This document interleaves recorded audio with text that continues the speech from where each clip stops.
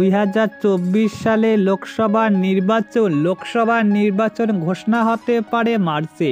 এপ্রিলে লোকসভা নির্বাচনের ইঙ্গিত দিয়েছে সুকান্ত মজুমদার। ভিডিওটি শেষ পর্যন্ত দেখুন। চ্যানেলে নতুন হলে সাবস্ক্রাইব করুন, পাশে থাকা বোতামটি বাজিয়ে দিন।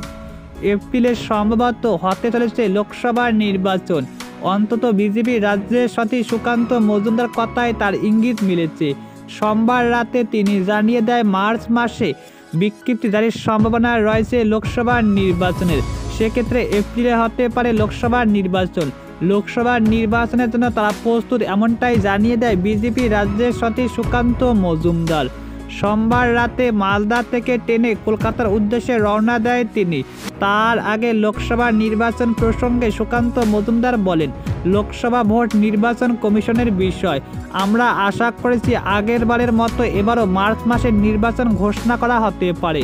সেক্ষেত্রে এপ্রিলে নির্বাচন হওয়ার সম্ভাবনা রয়েছে। তবে যবে নির্বাচন হোক না কেন আমরা পুরোপুরি প্রস্তুত রয়েছি লোকসভা নির্বাচনের জন্য।